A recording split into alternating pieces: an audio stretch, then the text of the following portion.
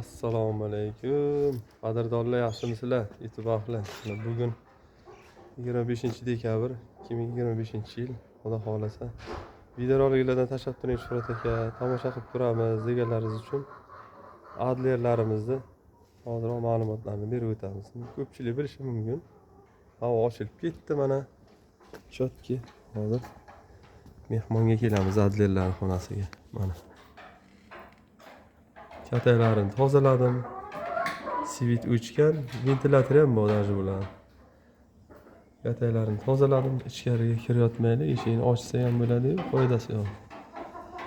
Xullas, adlerlarimiz endi tuxum kirish kerak, xudo xolasa qarab turibmiz. Bular yiliga 300 tagacha tuxum beradi deb aytilgan. Endi xudo biladi qancha tuxum beradi, nechta bersa ham boqishga bog'liq menimcha.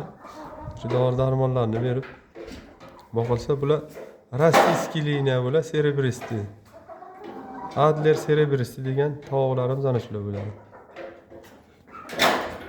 Hozir chiroyli bo'lishyapti bular, ko'z tegmasin. Bular sotilmaydi aziz do'stlar. Yana savollar bo'lishi mumkin. Bular faqat o'zimiz ko'paytirish uchun. Bir yaxshi ukaxonimizdan olganmiz buni. Sotilmaydi endi. Kelish olganmiz. Topsanglar bo'ladi, internetlarda, telegramlarda sotishyapti har xil. Narxlari 300 mingga ham bor, 600 mingga ham bor tuxum kirganlar. Jo'jalari 50 mingga ham bor. Tuxumlari 10 ming so'm. Internetda endi ko'rganlarimni aytyapman, telegramlarda. Xullas mana shunaqa gaplar. Ichidan kiraylikchi. Yarim soat vaqt ketdi o'zi shuni tozalashga.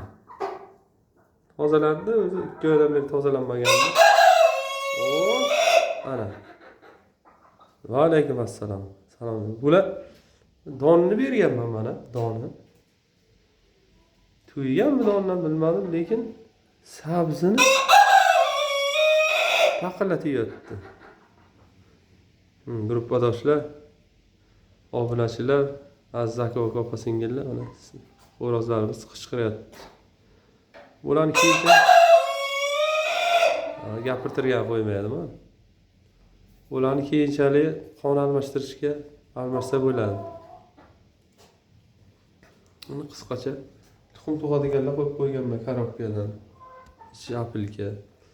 Taglariga mana shunday qish kunlariga iloji boricha topilsanglar apilka bo'lmasa somonni maydalardan to'shab qo'yish kerak. Bular ham tirik jon. Shuning uchun e'tiborli bo'lamiz aziz do'stlar. Qisqacha adlerlarimiz haqida bilganlarimiz. Bularni tuxumini inkubatorda oshtirsa bo'ladi. Yana ko'paytirish yo'li. Malol ko'paytirasiz. Misol, jo'jasidan 10 ta olsangiz, katta qilib olsangiz, 20 ta olsangiz, uyingizni bir burchagida mana bunday kladovka bir katay qilib qo'ysangiz, qo'shimcha daromad kelib turadi. Dori-darmonni berasiz. Tuxum beman bo'ladi. Tuxumini sotsangiz bo'ladi. Misol oddiy jaydari boqib tuxumini 1,5-2 mingga sotgandan ko'ra ozroq qimmat bo'lsa ham adler olib 100 ta boqmang, 10 ta boqing. Mana natija. Yaxshi bo'ladi. Xullas, zotdor qo'y-qo'zilar iloji boricha bitta 10 ta olmaslik kerak, bir dona olish kerak. Sekin-sekin sabr qilib ko'paytirib foydalansa bo'ladi. Hozir talab bor. Chunki mana qora shahzodalar bor. Immunitet kuchli, bular ham immunitet kuchli deyishyapti. Keyin holi ko'ramiz, Hanxab degan zotidan ham olib kelamiz uni. Xullas, ko'paytiringlar, boqinglar. Ro'zg'orlaringizga baraka keladi. Yarim soat vaqtingiz ketadi qarashga. Bir kun ichiga 10 minut. Donni suvini berasiz, ishsiz ketasiz, kechga kelasiz, donni suvini berasiz. Hadna kunlar tayinli bitta tozalab olinadi. Bir oyga bir marta yetadi, bo'ldi. ham o'g'it bo'ladi yerlarga.